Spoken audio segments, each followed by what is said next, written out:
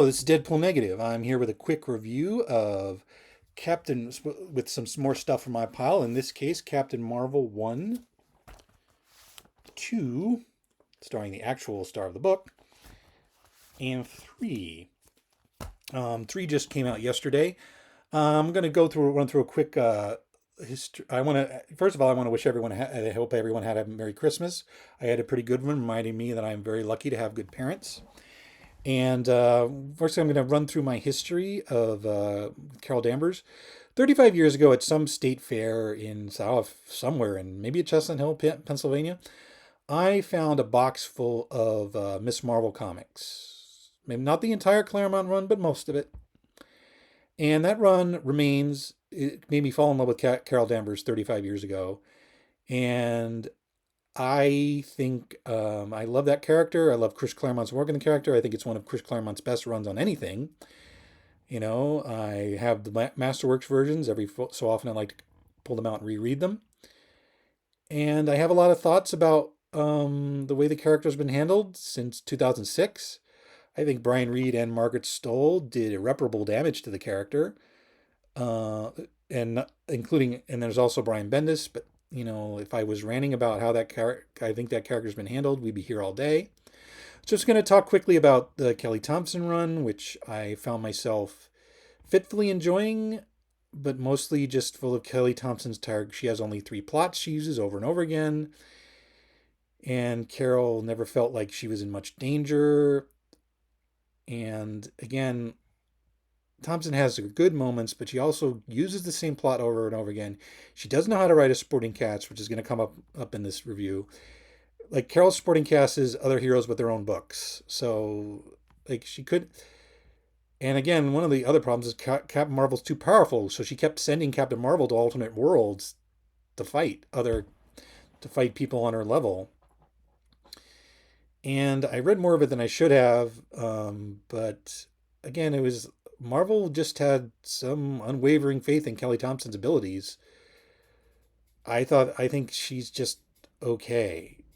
I don't know if she has a fault. Did have one sales hit, and that I liked, and that was the Grogan Gambit stuff. That was a sales hit. But otherwise, but we're not talking about Kelly Thompson here. We're talking about Alyssa Wong.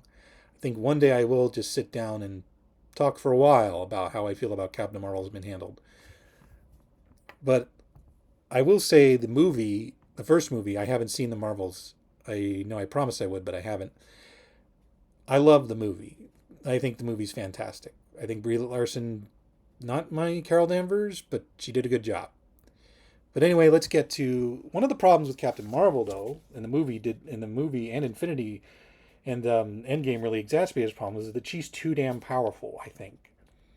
In fact, there's a scene in this issue where she catches a skyscraper thrown by the villain in the first issue. He catches a skyscraper thrown by the first villain that's dropped out of a portal. Like she does this on page 3, and then just drops it on the street. I mean, she makes a point not to put to have said no casualties, but like, where's that building from? Where did it go? Like, I mean, she had no casualties. I mean, you see, the building didn't land on anyone, but shouldn't she pick it up and not leave it in the middle of the street? This isn't addressed later. I mean, a good editor, the credited editor is Sarah Brunstad, would have pointed that out to her, but I think at Marvel it's more important to be your creator's friend than their editor. And I have another problem. And as Captain Marvel is fighting this villain named Omen, who wants something from her, or the Captain Marvels, her her her goals aren't exactly clear. I mean, that's part of the point. They cut to this thief stealing from Genisville's. Oh, I want to go over one other thing. Like at the beginning of the issue, it's in the middle of Manhattan. It's like, why do they always attack New York? Which is an eye-rolling Bendis type, because the story doesn't need Carol to be in New York. It needs Yuna Yang to be in Brooklyn. And the way Carol and Yuna's paths intersect, like Captain Marvel could have just been in Cleveland. That it would have worked. Like it's just like that stupid winking to the audience. Like, yeah, I know it's a cliche. Like, then don't do the cliche. But again, and then here's the thing: a good editor would call it. First of all, she's breaking into to this apartment in Brooklyn. She knows Genisville, the Captain Marvel that was created by Ron Mars and defined by Peter David, is living there. Like, how a good editor would have said, like, wait a minute, how does she know who Genisville is, and how does she know where he is? Is that public knowledge that he's living in an apartment in Brooklyn? And it's confusing with, like, nothing about Yuna Yang. The Yuna Yang is the name of the character, and I actually like this character. I'll explain why later. But it's one of those things where, like, I just want to talk about this character because this is the character Wong wants to focus on, and I think I think they're doing this for two reasons. One, a lot of people don't like Captain Marvel. A lot of people don't like Carol Danvers as a character. I think Wong probably sees all those Twitter feeds of like, oh, she's so terrible, and thinking, well, I can do that. I can like give Carol a partner or someone, and I think that's a smart move. Also, as I said about Thompson, like supporting cast, like these if you're gonna start doing ongoing series, characters need supporting cast, and like again, Thompson's like, we're all superheroes, we're part of a club. That's not really compelling. It's not exciting. So basically, Omen is fighting Genisfell to get his Negabands. She chops Genisfell's hands off, and as Yuna's trying, is breaking in the apartment.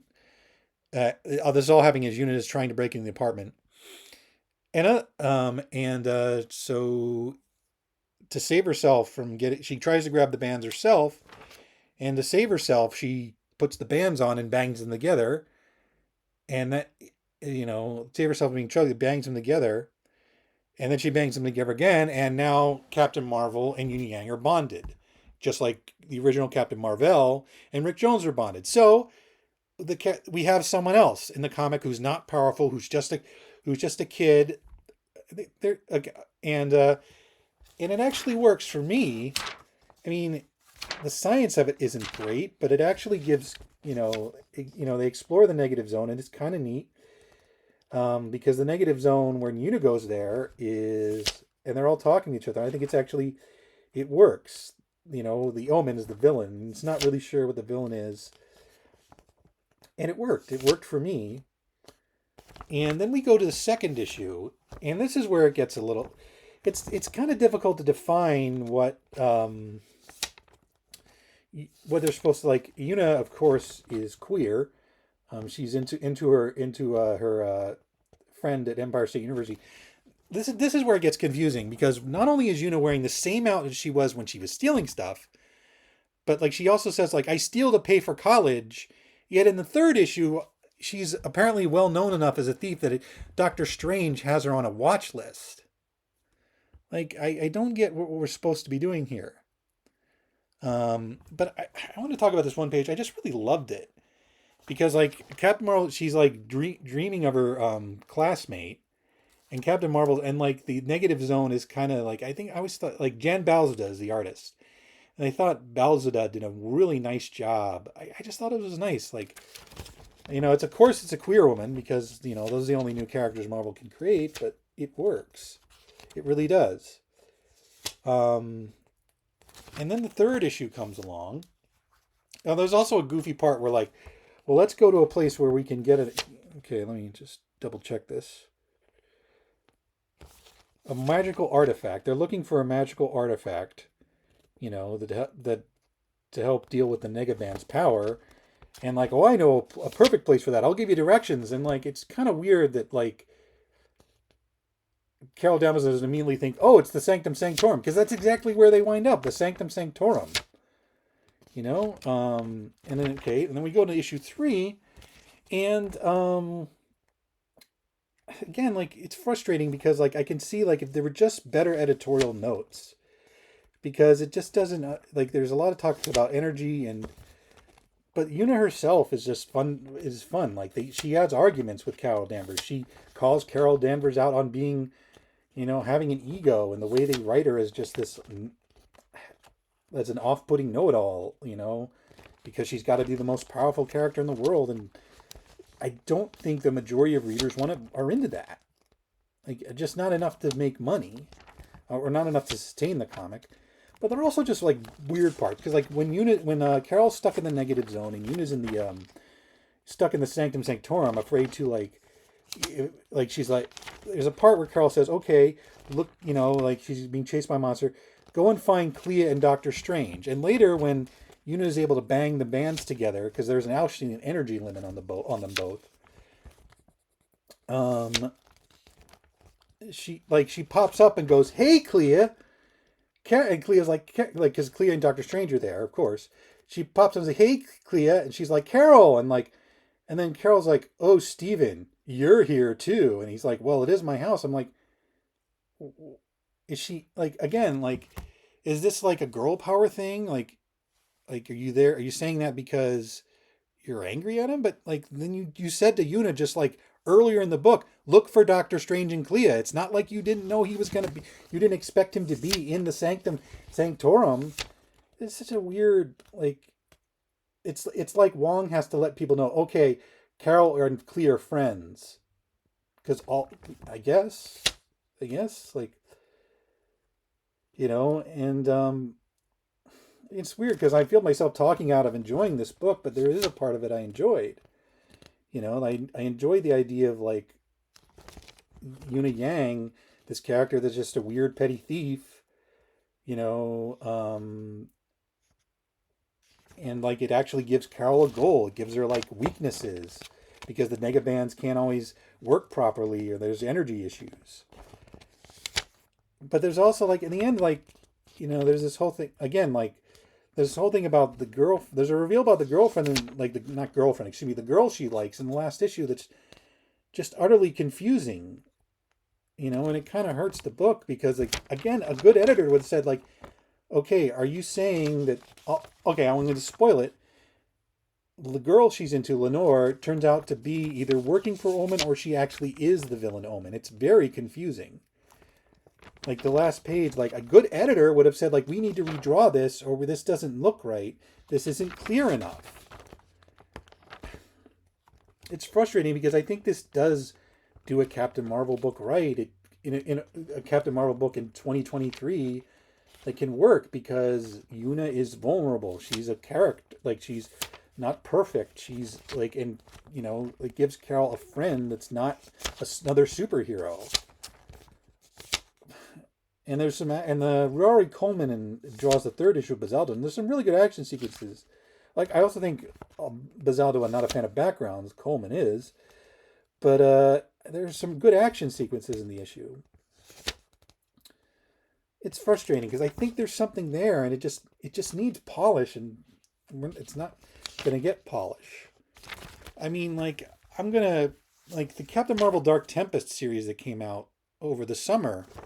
That was by a more seasoned veteran writer, Ann Nocenti, and a full disclosure, she's one of my favorite writers.